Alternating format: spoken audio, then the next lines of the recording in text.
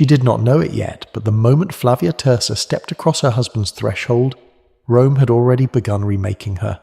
The torches flickered against marble walls, their flames throwing warped silhouettes that stretched and twisted like spirits trying to escape. Her bare feet whispered across the cold floor. Her hands trembled violently despite her efforts to keep them still.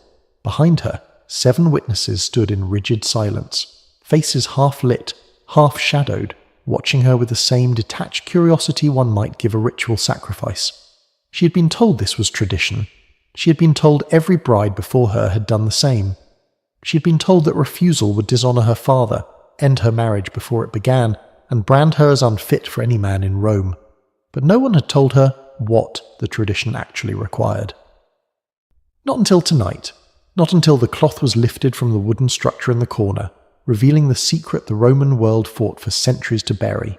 18-year-old Flavia Tersa lived in the 49th year of Emperor Domitian's reign, an age of marble temples, triumphal arches, legal precision and polished brutality. Rome was a world that worshipped order, ownership, lineage, a world where marriages were not unions of affection, but transactions of bodies and bloodlines, a world where a bride's silence spoke louder than her voice. Tonight, Flavia was about to learn that the real wedding, the one no poet sang about, the one no historian dared to fully describe, did not happen beneath bright garlands and saffron veils. It happened here, in a sealed room, under the eyes of strangers who would later swear in court that what had occurred was lawful, proper and complete. Hours earlier, Rome had celebrated her. The streets were thick with crowds singing Fescine verses, raucous, obscene, deliberately humiliating songs hurled at brides to ward off evil spirits. Young men shouted suggestions of what Marcus Petronius Rufus, her husband, would do to her that night. Their laughter followed her like smoke, rising above the clatter of sandals and tambourines. Her flame-coloured veil, symbol of fire and fertility, glowed in the afternoon light. 6 braids bound with wool ribbons hung over her shoulders exactly as tradition demanded. A lamb had been sacrificed. Its entrails were red for signs of favour. Her father had signed the contracts transferring her from his authority to Marcus's, using the ancient legal formula that made the shift in ownership absolute. She had spoken her single required line. Ubi tu Gaius, ego Gaia, a phrase that stripped away her identity and replaced it with her husband's. But that public ceremony, that careful display of cheer and piety, was nothing more than paperwork. The true transformation would occur away from the cheering crowds, in a chamber where Roman law met Roman custom, where a woman's worth was measured, inspected, recorded, and confirmed. As her procession neared her husband's home, the sun was slipping away, turning the sky a bruised purple. 2 torches burned at the doorway, the sign that this was a threshold of consummation. Someone threw walnuts at her, symbols of fertility, tokens of childhood discarded. They clattered across the marble like bones. Her mother walked beside her, face pulled tight, eyes red from tears shed in private. Earlier that morning, while tying the final braid, her mother had whispered the only warning she dared give. Do not resist. Whatever they require, do not resist. Flavia had not understood then. Now, standing in the atrium, she understood far too well. The door shut behind her, cutting off the last echoes of Rome's coarse celebration. Before her stood an assembly of figures positioned with ritual precision. An elderly pronuba, the woman responsible for overseeing the consummation, 3 female slaves holding basins and cloths, a priest whose expression flickered with unease, an older man whose leather bag of metal instruments identified him instantly, a physician, and in the far corner, covered by a drape, the 4-foot structure she'd been told nothing about. The pronuba stepped forward, her grip firm, almost restraining. "Welcome to your husband's home," she said. "The sacred rites must now be completed." Sacred. The word tasted like iron. To understand what Flavia faced, one must understand Roman marriage not as romance, not as partnership, but as contract, conventio in manum, the transfer of a woman into the hand of the husband. It was the same phrase used in the sale of land, livestock, or slaves. A wife was legal property, and property had to be inspected, documented, certified before possession changed hands. The Romans, masters of precision, left nothing ambiguous, especially the production of legitimate heirs. A bride's virginity, therefore, was not a private matter, it was a legal claim, a guarantee of untainted bloodline, and like all legal claims in Rome, it had to be proven. The pronuba guided Flavia toward the draped shape in the corner. Flavia could feel the witnesses watching, measuring her fear, perhaps judging it, perhaps enjoying it. When her fingers touched the fabric, her throat closed. She pulled the cloth away. Underneath stood a wooden figure carved with anatomical perfection into the shape of a phallus. Far larger than anything she had imagined, far more detailed, polished with ritual oil to a sheen that reflected the torchlight. It was not symbolic. It was not decorative. It was a device with a purpose. The pronuba's voice dropped into the cadence of memorized liturgy. "You must greet Mutinus Tutinus," she said. "You must offer yourself as tradition requires before your husband may approach." Mutinus Tutinus, Rome's god of initiation, the deity brides were presented to before consummation. A god mentioned in ancient texts so cautiously, so ashamedly, that many historians once believed he was metaphorical. But he was real. The ritual was real. And what the church fathers later described with horror, Rome had practiced as casually as breathing. Flavia felt herself sway. The pronuba steadied her, positioned her, murmured instructions that made Flavia's skin crawl.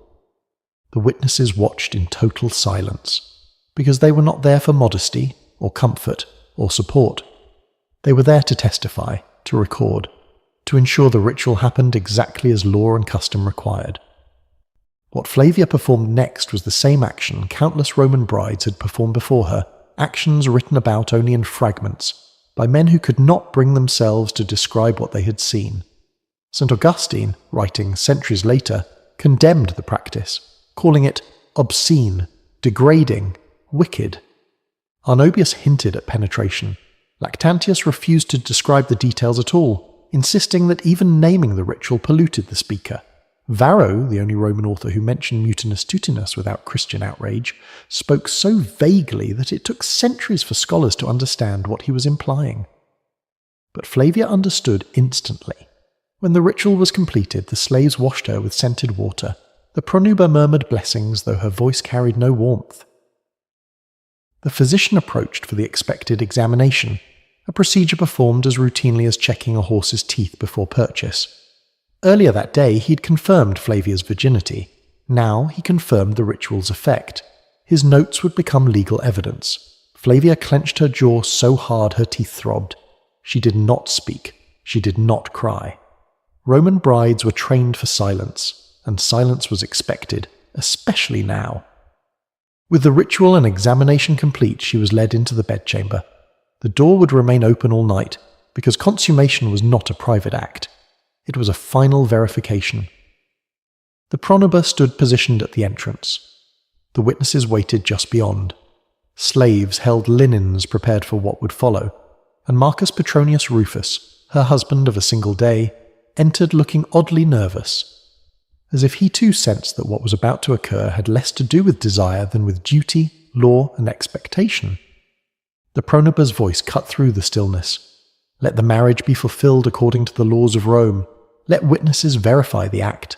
Let no doubt remain that this woman is now a wife. The torches crackled. The room tightened around her. And as Marcus approached the bed, Flavia Tersa understood fully, perhaps for the first time in her life, that her body was no longer her own. It belonged to the law, to her husband, to Rome itself. What happened that night forged the foundation of her future. But the night was not over. Rome's rituals had only begun. At some point in the night, time stopped behaving normally. Minutes bled into hours, and hours stretched into something shapeless and airless. The open doorway framed the pronuba like a sentinel carved from marble, her posture never shifting, her expression never softening. She was there not to protect Flavia, but to protect the law, to ensure that nothing occurred outside the strict boundaries of Roman custom. Everything had to be visible. Everything had to be verifiable. Even the shadows seemed to report back to the witnesses waiting just beyond the threshold. Marcus moved stiffly beside Flavia, driven not by desire but by the crushing weight of expectation. A Roman husband who failed to consummate his marriage could be humiliated, mocked, stripped of the status expected of a man. The pressure was not hers alone. Rome demanded performance from them both.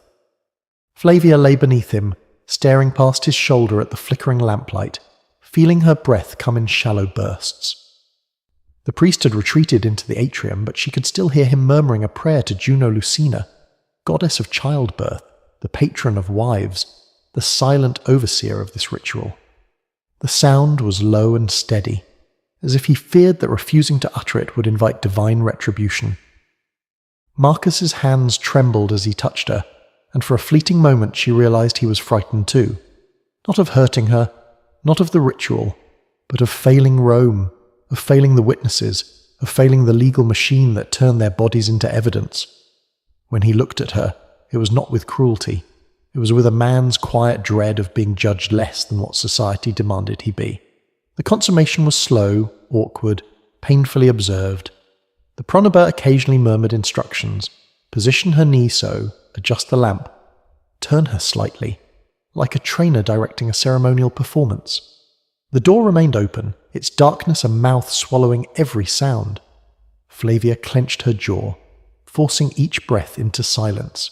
She had been told all her life that Roman women were strong because they endured. Tonight she learned what endurance truly meant.